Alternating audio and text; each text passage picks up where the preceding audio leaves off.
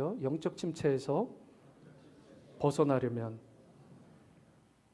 영적 침체는 영적으로 다운되는 것을 말합니다. 어필이 아니라 다운힐, 가라앉는 것이죠. 감정적으로 우리가 육체적으로도 침체를 경험할 때가 있습니다. 너무 피곤하거나 너무나 감정 소모가 많을 때 우리가 그런 일을 당할 수 있죠. 이것도 심각합니다. 하지만 영적으로 침체되는 것과는 비교가 되지 않습니다. 여러분들이 생각하고 우리가 상상하는 그 이상으로 영적 침체는 심각한 것입니다. 잘못하면 우리 삶의 바탕 자체가 송두리째 뒤집어지고 또 무너질 수 있을 뿐만 아니라 우리가 죽어서도 가는 곳이 완전히 달라질 수 있어요. 이 마지막까지 우리가 장담할 수 없는 부분이죠. 이 영적 침체라는 부분. 반드시 해결해야 될 우리의 과제입니다. 일반적으로 영적 침체가 찾아오면 그렇다면 어떤 증상이 있느냐는 것이죠. 여러 가지 증상이 있습니다. 많은 증상들이 있지만 그 중에 대표적인 4가지만 좀 간략하게 나눠볼게요. 첫 번째로 티피컬하게 나타나는 증상은 예배의 감격이 사라진다는 것입니다. 여러분, 예배는 보는 것입니까? 드리는 것입니까? 예배는 보는 것이 아니라 드리는 것입니다. 다시 질문합니다. 오늘 예배 가운데 저를 포함한 여러분 우리 모두를 포함한 이 예배의 유일한 청중, 우리의 이 예배를 유일하게 보시고 관객처럼 이것을 판단하시고 그리고 받으시고 안 받으시고를 결정하는 분이 누구예요? 오직 한 분은 하나님이시죠. 박 목사가 여기 서 있지만, 찬양팀이 서 있지만, 성가대가 서기도 하고 기도 맡은 분들이 서고 각종 봉사의 영역 가운데 섬기는 분들이 있지만, 아니요,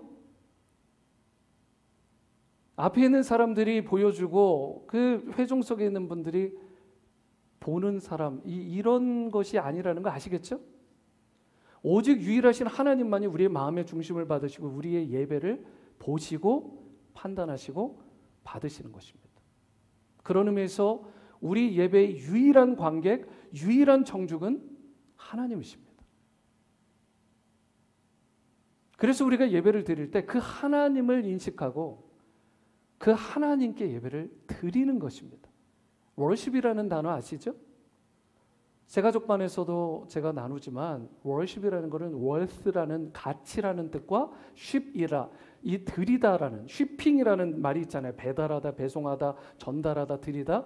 그러니까 가장 가치 있는 것, 가장 소중한 무언가를 하나님께 돌려드리는 것이 예배입니다. 여러분들이 가장 소중하게 생각하는 건 무엇인가요? 그게 시간이든 물질이든 나의 젊음과 심지어 나의 현재와 미래, 과거, 그리고 내 꿈과 비전이든 내가 붙잡는 그 무엇이라도 그 가치 있는 것을 하나님께 최고로 최상으로 다 돌려드리는 것이 예배라고요. 그래서 예배에는 내 몸을 드리는 것이 정상적인 예배입니다. 나의 최고의 가치를 드려야 돼요. 그런데 어느 순간 예배가 습관화돼요. 예배를 보는 개념이 돼버립니다. 예배 잘 드리나 보자. 앞에서 찬양팀이 뭐가 틀렸고 맞고 그런 분 별로 없으시겠지만, 말씀 가운데 이건 저렇고 저렇고, 여러분 그런 분 별로 없으시겠지만, 어쨌든 예배가 습관화되고 그게 의무화되고 형식적으로 오는 분들이 종종 있을 수 있다고요.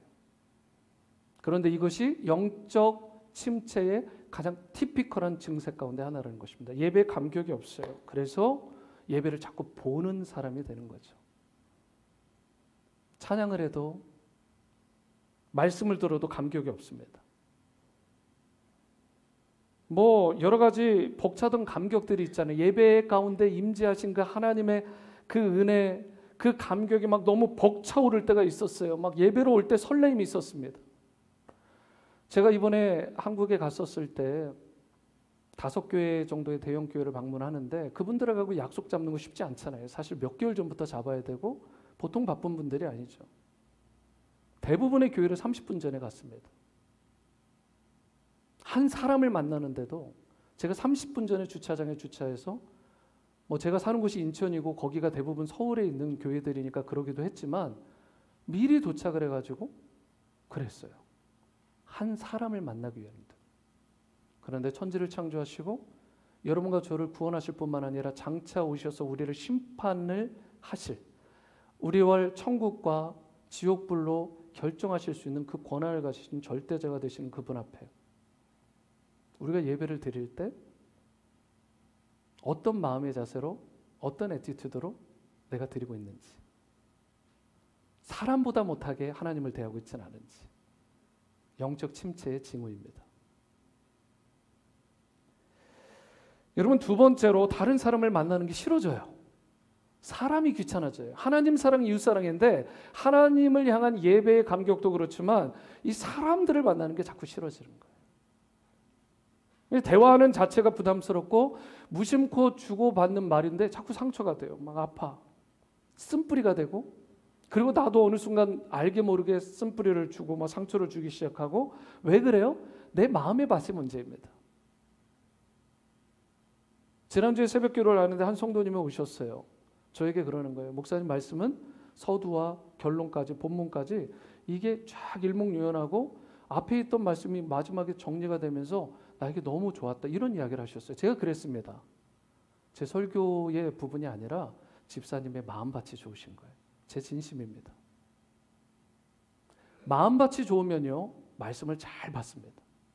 이 마음밭이 좋지 않으면, 옥토와 같이 되지 않으면 어떤 좋은 목회자를 갖다 놓고 설교자를 데려다 놔도 안 됩니다.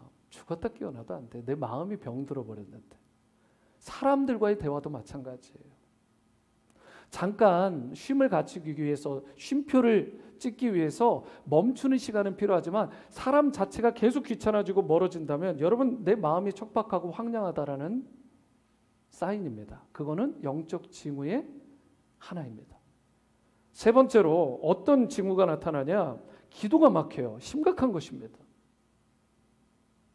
여러분, 기도가 막히지 않은 사람의 특징이 뭔지 아십니까? 저도 지난주에 몇 번을 경험했는데 기도하다가 눈을 떴어요. 약속한 시간이 있으니까 뭐 몇 시에 만나자 막 그런 분들이 있어서 눈을 떴는데 저는 사실 시계를 안 가져와 가지고 눈을 떴어요. 중간에 한 15분 20분 정도 중간 점검을 하려고 했는데 약속 시간을 지나버렸어요. 이게 뭘 의미하는 거예요? 기도를 하는데 시간 가는 줄 모르는 거예요. 여러분, 그러면 괜찮아요. 그런데 기도하는 게 너무 싫은 거예요. 기도가 막혀도 이렇게 막힐 수가 없는 거예요. 시간을 막 한 30분, 1시간 기도한 것 같은데 몇 분 안 지났어요. 1, 2분 못 지났어요. 답답한 거죠. 허공에 외치는 것 같고, 내가 기도할 그 대상, 내 기도를 받으시는 그분이 내가 느껴지지 않고, 잡다한 생각이 자꾸 들어오고, 의심병이 들고, 막 자꾸 쓰레기 같은 생각들이 들어오는 거, 심각한 것입니다. 막 온통 막 복잡해요. 기도가 막히는 거예요. 기도가 막히면 영적 호흡이, 내 생명의 끈이 막히는 것입니다. 그게 뚝 끊어져 버리는 거예요. 이게 기도가 막히면 안 돼요. 기도가 즐거워야 됩니다. 기도는 하나님과의 대화잖아요. 하나님과 사랑의 대화를 나누는데 기도가 막혀있다? 여러분, 이건 안 되는 것이죠. 영적으로 내가 침체에 빠져 있다는 징후입니다. 네 번째 징후는 내 자신감이 떨어져요. 자존감이라고도 할 수 있죠. 셀프 이스팀이 확 떨어지는 것입니다. 나 같은 자가 뭘 할 수 있겠어? 나는 무가치한 자야. 나는 실패자야, 패배자야. 나이가 들어가니까 자연스럽다고요? 아니요. 제가 아는 분들은, 꽤 많은 분들이 갈렙 같으세요. 80이 되든 90이 되든 이산지를 내게 달라는 거예요. 엊그제도 한 분이 찾아왔어요. 막 엄청난 비전을 저에게 나누시는 거예요. 그 일 이루시겠다는 거예요. 저는 그분 하실 것 같아요. 연세가 많으신 분인데 거침없으세요. 여러분, 젊으면 다 자존감이 높고 자신감이 많고 막 그럴까요? 아니에요. 요즘 세대들이 얼마나 지금 자존감이 낮은데요. 나 같은 자가 무엇이냐고요? 여러분, 하나님께서 그 독자 예수 그리스도를 십자가에서 죄인의 형틀인, 그 최악의 사형의 형틀인 십자가에서 찢어 주시기까지 저와 여러분들을 위해, 나를 위해 내어주신 그 사랑. 그런 하나님 자리, 예수님 자리의 가치, 그분의 그 보혈의 가치가 여러분과 저예요. 나예요. 그렇기 때문에 우리는 누가 뭐라 해도 존귀한 자입니다. 할렐루야. 여러분, 이 세상에서 가장 소중한 자예요. 이렇게 소중한 사람을, 이렇게 가치 있는 사람을 누가 흔들어 놓겠어요? 그리고 우리도 누군가를 흔들어 놓으면 안 되는 것입니다. 그 영혼은 예수님 자리예요. 하나님의 형상입니다. 소중하게 생각해야죠. 가치 있게 생각해야죠. 존귀하게 여겨야 되는 것입니다. 여러분, 그런데 이런 것이 없다면 자존감이 떨어지고 자신감이 떨어지니까 가장 먼저 내려놓는 게 남들한테 별로 말 안 듣는 사역을 내려놓고 도망치고 교회에 오는 발걸음이 멀어지고 영적 침체 현상입니다. 그리고 이런 사태가 심각해지면 어떻게 돼요? 여러분, 하나님의 존재와 그 사랑 자체를 의심합니다. 그분의 존재 자체를, 하나님 어디 계시지? 여러분, 심한 경우 어떻게 되시는지 아십니까? 정말 입에 담기도 그렇지만 자신의 삶을 놓고 싶어지는 데까지 나갑니다. 영적 침체가 이렇게 무서운 질병이에요. 엄청난 독소입니다. 그렇기 때문에 이 문제를 반드시 해결해야 돼요. 의사나 약사분들이 약을 주거나 치료법을 할 때 어떻게 하나요? 진단이 먼저죠. 그러니까 내가 내 영적 상태를 진단해야 돼요. 최소한 이 네 가지 가운데 내가 걸리는 게 한두 가지가 있다면 여러분, 영적 침체에 빠진 것입니다. 그리고 영적 침체는 누가 빠지냐? 열심히 하던 사람이 빠져요. 첫사랑의 기분을 알고 성령의 체험이 있고 말씀의 은혜를 알고 봉사에 열심을 냈던 그 사람이 침체에 빠지지, 처음부터 끝까지 있던 사람은 침체라고 안 합니다. 엘리야가 침체에 빠진 거죠. 여러분, 누구나 침체에 빠질 수 있어요. 누구에게나 옵니다. 박 목사는 안 올까요? 제가 전에 섬겼던 교회가 산호세 온누리교회라는 교회잖아요. 근데 그 교회에 별명이 있습니다. 그 지역의 유명한 교회예요. 별명이 뭐냐면 온난리 교회입니다. 감이 딱 오시는 분은 오시겠지만 정말 바쁘고 사역이 방대한 교회예요. 하여튼 쉴 틈이 없어요. 거기다가 저는 수석부 목사입니다. 제가 이런 말을 제 입으로 해도 될지 모르지만 담임 목사님보다 더 바빴던 것 같아요. 하여튼 웬만한 건 제가 다 했으니까. 거기에다가 교회가 동성애 문제로 시달리던 PCUSA 교단이었어. 그 교단을 나와야 되는데 그 동성애 문제로 3년 동안 교단하고 노예하고 싸운 거예요. 제가 그 위원이니까 당회가 52주 가운데 36번이 있었습니다. 뭐 1주, 뭐 많으봐야 2주에 계속 당회. 예, 회 중에 가장 질긴 회가 당회라고 그러죠. 예, 아주 질긴 회. 먹지 말아야 될 회죠. 너무 힘들어요. 그러다가 특세 때였습니다. 예배를 인도하고 통성기도를 막 인도하는데 기도를 인도하고 하나님과의 일대일 관계로 그 상태로 하나님께 이렇게 나가는데 마음에 탁 들어오는 거예요. 이대로 하늘나라 가고 싶다. 그게 무슨 뜻이에요? 죽고 싶다는 뜻 아니에요.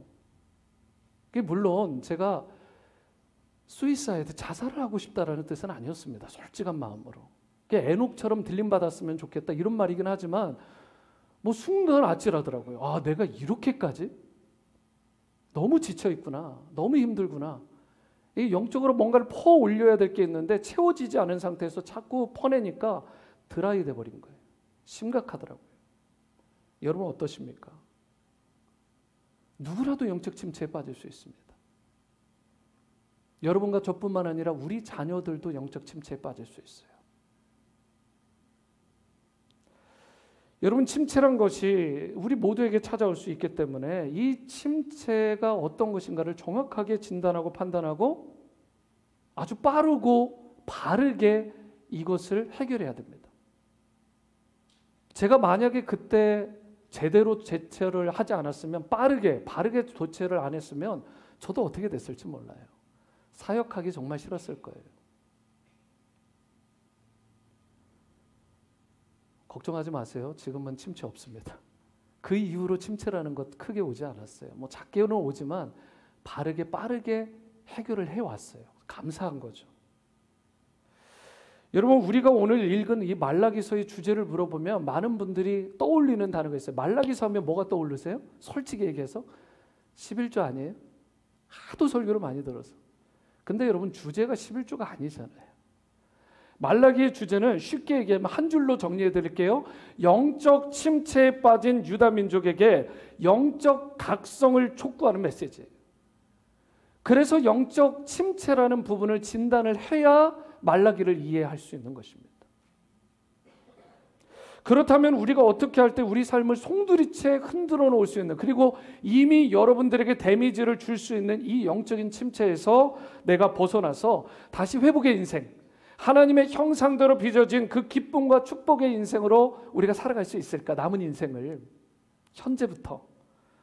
여러분, 오늘 주신 이 말씀을 통해서 영적 침체에서 벗어나기 위해 필요한 세 가지를 이 짧은 구절을 통해서 함께 나누기를 원합니다.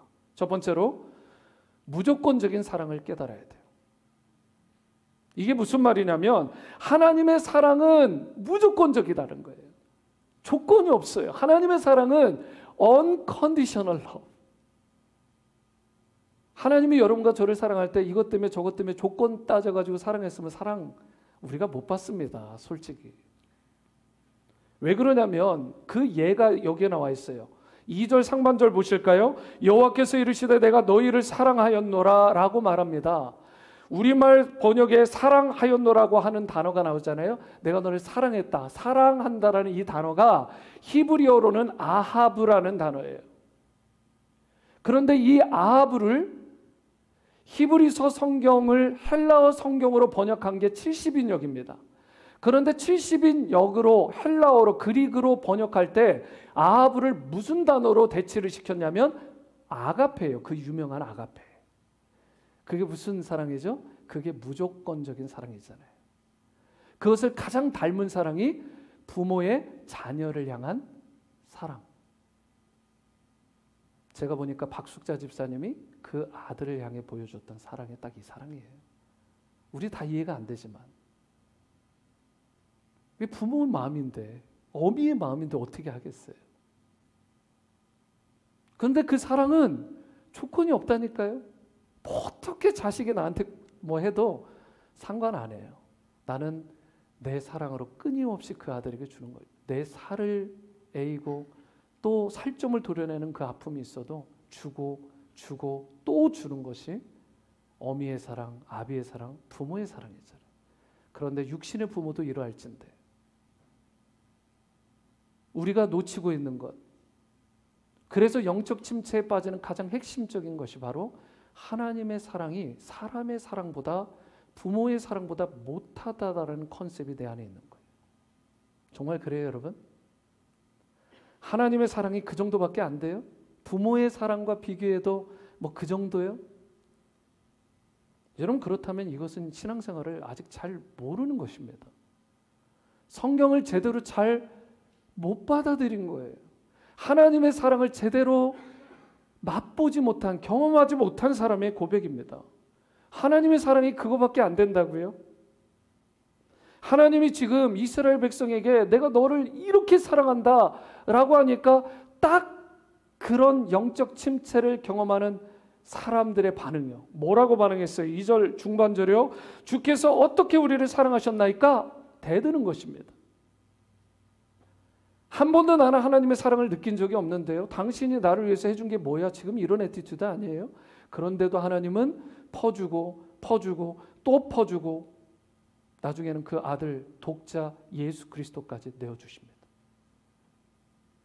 완전히 등을 돌리시고 완전히 분리된 경험을 하기까지 십자가에서 그 비통한 신음소리, 그 처절한 비명을 지르는데도 하나님은 등을 돌릴 수밖에 없었어요. 그게 하나님의 사랑입니다. 십자가의 사랑. 그리고 그 사랑으로 여기에 있는 여러분과 저를 위해 나를 사랑해 주신 것입니다. 조건이 있다고요? 조건이 없어요. 조건을 따지면 그 사랑을 받을 자격이 없는 것입니다. 조건을 따졌다면 여기에 여러분과 제가 앉지 못했고 구원받지 못했을 거예요. 조건을 따졌다면 하나님의 자녀요 백성이 되지 못할 우리입니다. 이건 제가 성경의 베이스에서 확실하게 말씀드릴 수 있는 것입니다. 우리 모두가 조건이 안 됩니다. 그런데 하나님은 무조건적인 사랑으로 나를, 우리 자녀를, 여러분과 저를 사랑해 주신 것입니다. 그런데 여러분, 이스라엘 백성이 왜 이런 반응을 보인 거예요? 언제 하나님이 우리를 사랑하셨습니까? 왜 그랬을 것 같으세요? 자기들이 원하는 게 있는 거예요. 자신들이 기대한 바가 있어요. 그런데 너무 현실이 다른 거예요. 여러분, 지난 1000년, 이 말씀이 있기 1000년 이전부터 그들을 특별히 선택하시고 사랑해 주시고 계속해서 용서하셨잖아요. 선지자들을 보냈는데 죽여요. 수없이 많은 사랑을 베푸시고 구원하시고 용서하셨는데 계속 등을 돌리고 배반했는데도 하나님은 끝까지 속이 없는 사람처럼, 끝까지 간임을 슬기며 내주는 인생처럼 다 용서하시고 사랑해 주셨잖아요. 그런데 이스라엘은 계속 배교하고 하나님이 보낸 그 메신저들을 죽이고 하나님의 사랑을 끊임없이 의심하고 도리어 반박까지 한 것입니다. 정말 배은망덕한 것이죠. 하나님이 언제 나를 사랑했냐는 거예요. 그런데 우리 마음 가운데, 우리의 심령 가운데 이런 생각이 들어와 있지는 않느냐는 거예요. 하나님이 정말 나를 사랑하시나? 사랑하셨기는 하나? 여러분, 그렇다면 영적 침체죠.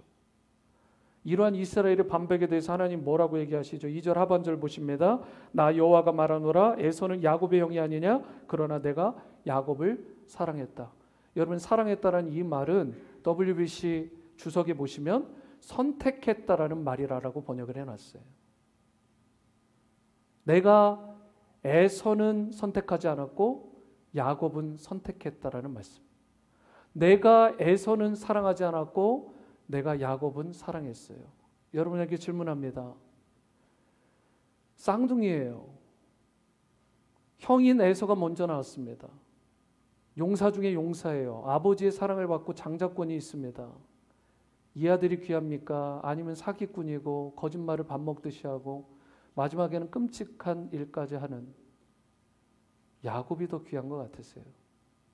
여러분, 굳이 따진다면 어쩌면 야곱이 자격이 안 됩니다. 그리고 더 심각하게 하나님의 그 공의의 법칙으로 따져본다면 둘 다 자격이 안 돼요. 근데 하나님이 야곱을 선택하셨어요. 이게 뭐예요? 조건이 없어요.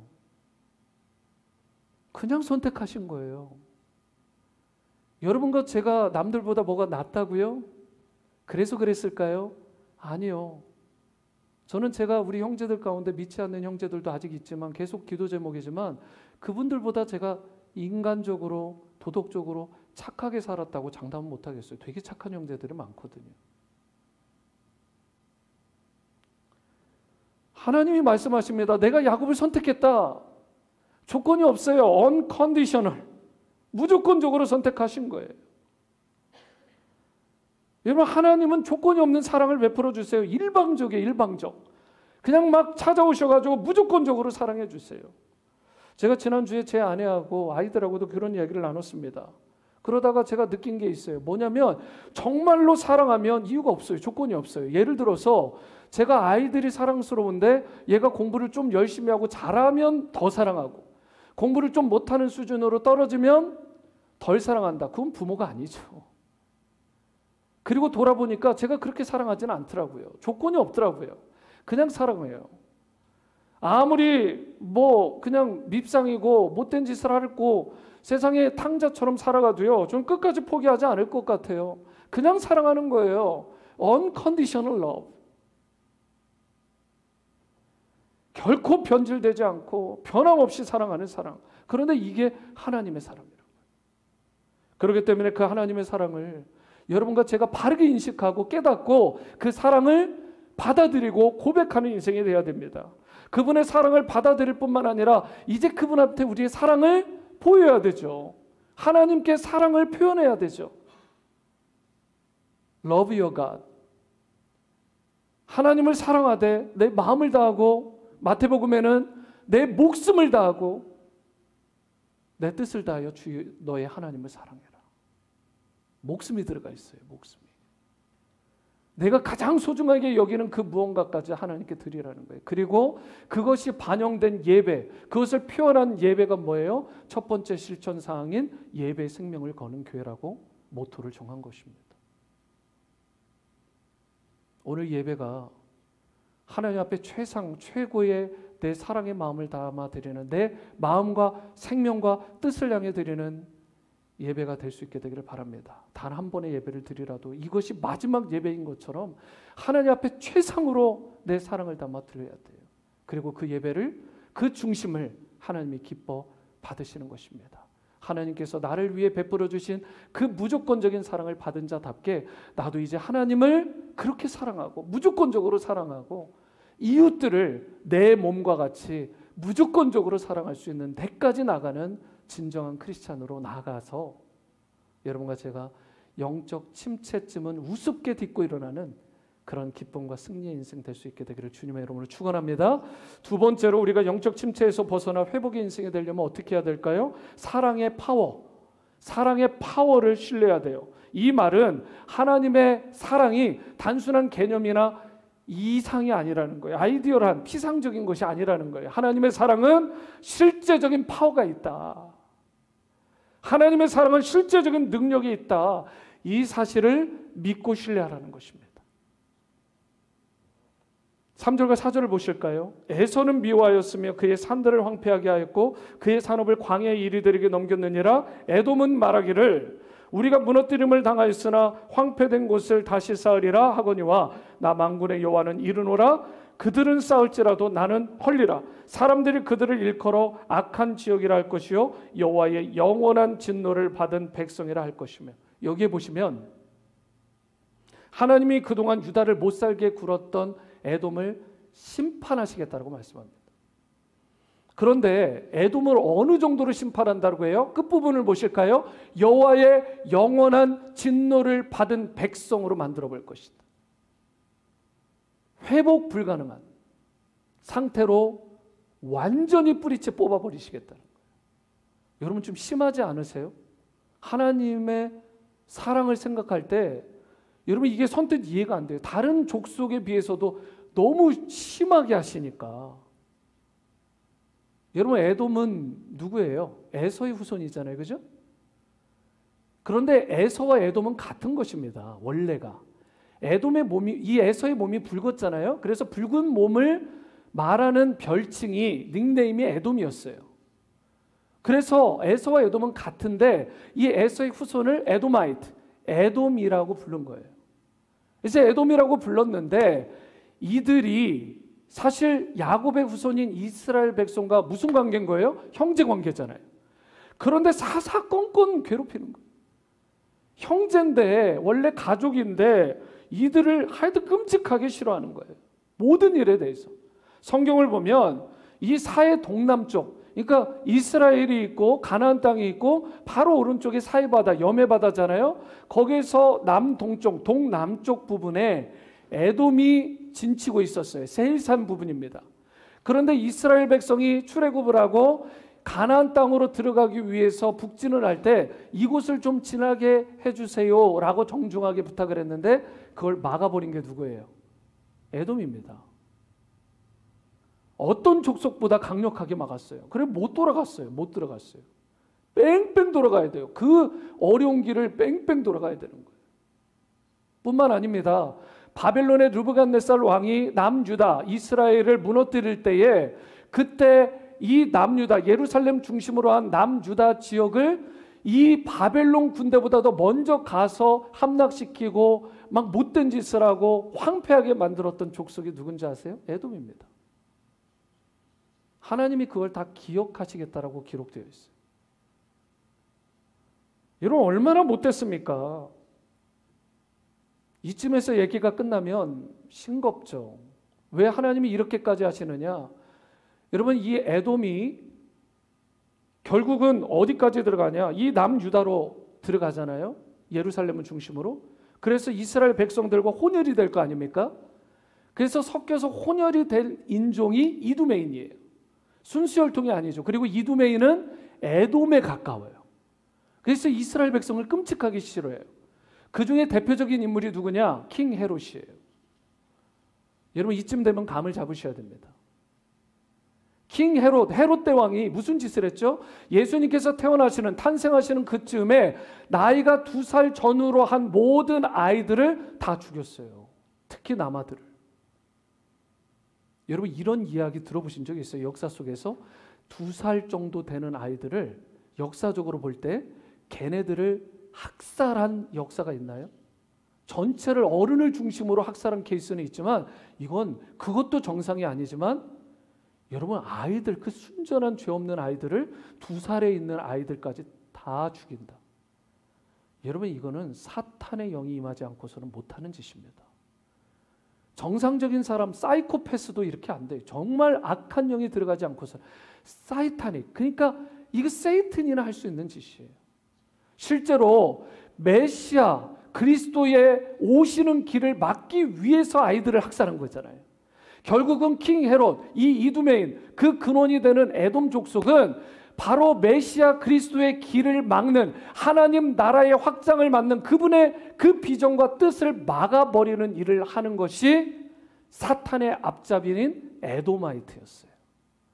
결국 하나님께서 그들을 그냥 내버려 두지 않겠다는 거예요. 심판하시겠다는 것입니다. 여러분 이해가 되세요? 왜 이렇게까지 하시는지. 안 그러면 계속해서 메시아의 길, 예수 그리스도의 오심을 두고 방해할 수 있는 족속이 이들이니까. 그래서 하나님께서 말씀하십니다. 다시는 사함이 없는 완전한 심판을 이 족속에게 끝내 내릴 것이다. 그리고 이두메인들은 사라져 버렸어요. 하나님의 말씀 그대로 성취됩니다. 사랑이 많으신 분이 왜 그렇게 했냐고요? 하나님이 그 방법을 선택하신 거예요. 또 다른 하나님의 사랑의 표현입니다.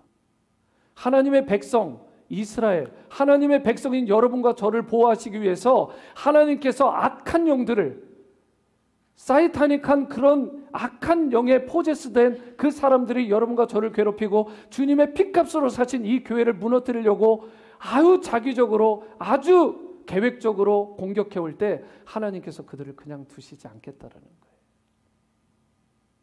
이것이 하나님의 사랑의 표현입니다. 여러분들을 사랑하시되 끝까지 사랑하시는 것입니다.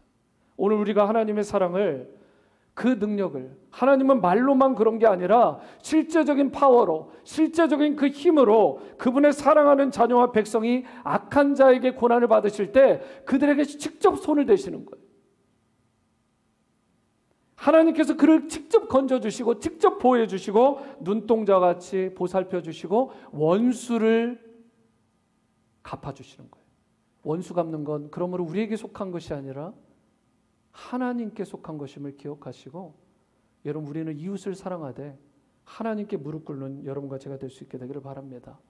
그러므로 여러분과 제가 정말 위기에 빠질 때 누구를 찾아가야 돼요? 바로 그 능력이 한이 없으신, 그 사랑이 한이 없으신, 그 사랑의 파워를 가지신 하나님께로 나아갈 수 있어야 될 줄 믿습니다. 그럴 때 여러분과 저를 회복시키시고 우리 자녀들을 세우시고 하나님의 여러분과 저를 향한 그 사랑으로 말미암아 다시금 노래하는 인생, 다시금 소망을 부르짖는, 선포하는 인생으로 여러분과 저를 살아가게 하실 것입니다. 이러한 은혜가 여러분에게 있게 되기를 축원합니다. 세 번째이자 마지막으로 영적 침체에서 우리가 벗어나려면 위대한 비전을 선포해야 합니다. 저를 따라해 보시죠. 위대한 비전. 한 번 더요. 하늘 비전. 이 위대한 비전, 하늘 비전을 선포해야 되는 거예요. 5절 말씀을 보십니다. 너희는 눈으로 보고 이르기를 여호와께서는 이스라엘 지역 밖에서도 크시다 하리라. 지금까지 이스라엘 백성은 자기네들만 사랑하시는 하나님, 자기 안에서만 위대하시고 크신 하나님으로 인식을 했는데 아니라는 거예요. 하나님께서 때가 되면, 곧 궁극적으로는 메시아 그리스도를 이 땅 가운데 보내시게 되면 하나님의 그 위대하심을 선포하시는데 이스라엘 족속에게만, 그 지역에만 선포하시는 게 아니라 온 열방, 온 족속, 온 나라에 선포하시겠다는 것입니다. 하나님의 그 위대하심을, 이 위대하신 하나님의 뜻과 하나님의 계획과 하나님의 꿈과 비전을 선포하시겠다는 거예요. 여러분 지금 이 본문에 나오는 유다 민족의 마음이 상해 있잖아요. 되게 힘들어 있잖아요. 그 이유가 뭐라고요? 그들이 이러이러한 것을 원했는데 안 채워지는 거예요. 무엇을 먹을까 마실까 입을까 이것만 기대한 거예요. 그런데 그것이 자신들에게 이루어지지 않으니까 투덜거리고 하나님 우리 사랑하시지 않잖아요 라고 반기를 들은 것이죠. 그런데 여러분 그거 아시죠? 경험해 보신 분들 아실 거예요. 아무리 내 상황이 극악하고 내 형편이 좋지 않아도 하나님께서 우리에게 주시신 하늘나라의 비전, 그 천국의 비전, 그 구원의 비전, 그 위대하신 비전을 품게 되면요 삶이 달라집니다. 여러분들도 그러겠지만 저는 가난해 봤잖아요. 저도 가난해 봤습니다. 영세민, 생활보호 대상자 그걸 벗어나지를 못했어요. 뭐 부모님도 없이 지냈던 저기 청소년기에도 몇 년씩이나 되고 어떻게 여기까지 이뤄냈는지 정말 기적이죠. 그런데 그때 저에게 심겨진 것은 하나님의 사랑과 함께 여러분 저희 가정의 구원에 대한 비전을 하나님이 주셨어요. 그리고 이 나라를 위해서 쓰임받는 이 하나님의 뜻을 위해서 하나님 나라를 위해서 쓰임받는 비전을 그 어린 시절에 받았습니다. 만약에 저에게 그 비전이 없었다면 저는 상상이 가지 않아요. 초점이 심플해지더라고요. 아주 심플해져요. 상황과 환경이 보이지 않고 구속한 주님만 보이는 거예요. 하나님이 나에게 주신 그 비전만 내가 보게 되는 거예요. 다른 형편들이나 상황을 봤을 때 막 흔들릴 일들도 많고 마음 상할 일도 많은데 정신을 차리고 다시 기도에 무릎을 꿇으면 하나님만 보이는 거예요. 하나님의 뜻만, 그분의 비전만 보이는 거예요. 나를 통해서 이루시고자 하는 하나님의 뜻이요. 어린 시절인데도 그걸 받으니까요 살 수 있겠더라고요. 기쁨이 넘치더라고요. 여러분 나이가 들면 들수록 막 비전이 사그라들고 나이가 젊으면 비전이 있을까요? 그거 아니라고요. 여러분 하나님으로부터 우리는 반드시 이 비전을 받아야 돼요. 무언가 내 형편 가운데 이것도 안 주어지고 저것도 안 주어져서 우리가 흔들리는 게 아닙니다. 어려움 당하는 게 아니에요. 영적 침체를 경험하는 게 아닙니다. 그것 때문이 아니라니까요. 지금 오늘날 이 세대, 이 젊은 세대 그 어느 때보다 풍요롭잖아요. 우리 한국의 역사상 그리고 인류 역사상 지금처럼 풍요로운 시기가 있었나요? 그런데 그들의 마음이 침체되지 않았다고, 그들의 영혼이 예전보다 덜 침체된 세대라고 말할 수 있나요? 저는 그렇지 않은 것 같은데요. 위기입니다. 위기. 정말 위기입니다. 다음 세대. 왜 그래요? 그들이 붙들 깃발이 없는 거예요. 그들이 흔들 위대한 하나님 나라의 하늘 비전을 그들이 품지 못했기 때문이에요. 그리고 이것이 우리의 잘못입니다.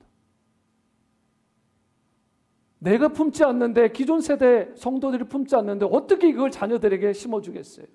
공부 잘해라, 좋은 데 취업해라, 이런 배우자 해야지, 이런 이야기는 하지만 하늘나라의 비전은 안 심어줘요. 애들이 흔들립니다. 죽어갑니다. 침체돼요. 한순간에 무너집니다. 여러분 끔찍한 일이 일어나기 전에 하늘 비전, 하나님 나라의 그 구원의 비전을 여러분과 제가 심어줄 수 있게 되기를 바랍니다. 이 책임 다하고 하나님께 가야 되지 않겠어요?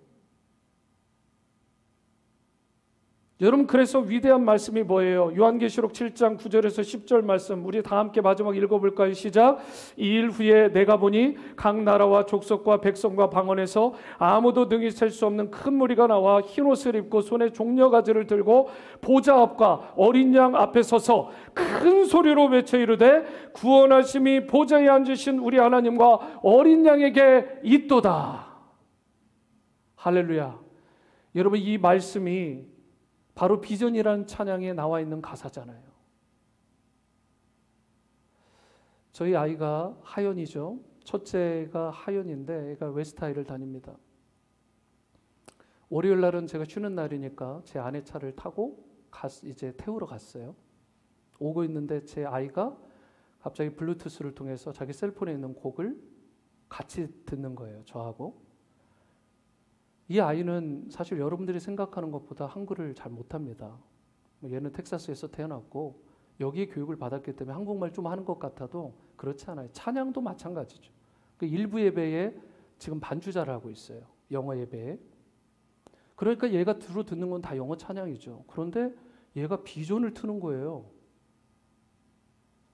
야, 너 어떻게 이 비전을 들었어? 그러니까 초등학교 때 자기가 이 곡을 들었어요. 근데 이게 너무 좋아서 오늘 다시 듣고 싶다는 거예요. 제가 이 설교 찬양을 선택하기 전에 얘를 통해서 이 찬양을 듣게 됐어요. 그리고 나서 가사를 딱 듣는데 하늘의 그 영광이 보이는 거예요. 하늘에 앉으신 그 보좌에 앉으신 하나님과 우편에 앉아 계신 예수님이 그려지면서 모든 나라 족속이 하나님 앞에 무릎을 꿇고 홀리 홀리 홀리, 주님은 거룩하십니다, 주님은 위대하십니다, 이걸 선포하면서 찬양과 경배를 올려드리는 그 그림이 보여지는데 마음이 너무 흥분되고 좋은 거예요. 저는 여러분과 제가 식지 않았으면 좋겠습니다. 이 말씀을 보는데, 찬양을 부르는데 환상이, 그 비전이 그려지지 않고 여전히 무엇을 먹을까 마실까 입을까에만 점철된 인생으로 우리가 이 당시의 유다 백성처럼 살아간다면, 하나님 언제 저를 사랑하셨어요? 라고 대꾸하고 대드는 인생이 된다면 여러분 심각한 병에, 그 병도 그런 병이 없는 심각한 병에, 영적 침체에 빠져 있다는 것입니다. 오늘 저는 바라기로 제가 할 수 있는 게 없어요. 성령께서 이 자리에 역사하시고 도와주심으로 말미암아 여러분들이 그 하늘 보좌에 계신 하나님과 우편에 계신 예수 그리스도, 그리고 그분들이 무엇을 베풀어 주실 수 있어요? 마지막 절 다시 보시면 보좌에 앉으신 우리 하나님과 어린 양에게 구원하심이 있다. 여러분, 구원하심이라는 단어는 헬라어로 스테리아, 소테리아라는 단어. 그런데 죽음이나 파괴나 진노로부터 안전하게 보호해주다, 보살펴주다, 그렇게 지켜주신다라는 뜻이 구원하신다라는 뜻에 있습니다. 여러분, 그러므로 우리가 알고 있는 영혼 구원에 대한 부분만이 아니라 당연히 우리에게 뉴 라이프, 새 생명, 영원한 생명을 주시는 것은 디폴트고요, 기본이고요. 그 다음에 이 땅 가운데서 우리에게 주시는데 우리를 지켜주신답니다. 소테리아의 사랑으로, 그 구원하심으로 우리를 보호하신다라는 거예요. 눈동자와 같이 우리를 살펴주신다라는 거예요. 이것이 우리 믿는 자들의 소망인 것입니다. 이것이 우리가 온 세상에 전할, 증거할 위대한 비전이 되는 것입니다. 주님은 우리에게 구원을 베푸실 수 있는 유일한 분인과 동시에 우리를 지키시고 보호하시고 책임져 주실 수 있는 유일한 분이시라는 이 선포, 바로 이 구원에 대해서 우리가 비전을 품으시고 다른 길은 없다, 세상의 유일한 소망이 예수 그리스도이시다, 이 부분을 마음에 품으시고 저와 여러분들이 이 비전을, 이 깃대를 들고 마지막 호흡이 닿는 순간까지 앞을 향해 달려가는 성도 될 수 있게 되기를 바랍니다. 여러분, 요한계시록 그 말씀 후면에 무슨 내용이 있느냐? 구원받은 하나님의 백성에게 이런 축복을 주시겠다라고 이야기를 합니다. 하나님이 친히 성도된 여러분과 저에게, 우리 자녀들에게 이런 말씀을 하셨어요. 내가 너희들을 성전 삼겠다. 제가 너무 흥분되더라고요. 제가 어찌 감히 성전이. 하나님께서 여러분과 저를 성전 삼으시겠대요. 그리고 우리 위에 장막을 치시겠다는 거예요. 이 보잘것없어 보이는, 미천해 보이는 우리를 통해, 나를 통해 하나님께서 그 교회를 세우시고 회복시키시고 하나님 나라의 비전을 이루시겠다는 이 하늘나라 비전. 그리고 하나님이 뭐라고 얘기하시는지 아십니까? 내가 너희들로 하여금, 하나님의 백성들인 너희들이 내세에서도 잘 되지만 이 땅에서 배고픔이 없게 하겠다. 추위로부터 내가 보호하겠다. 일평생 성령을 통해서 너희 가운데 내주하게 하시고 위로해 주고 그리고 역사해 주겠다. 너는 내 것이다. 책임지시겠다는 거예요. 여러분, 당당합시다.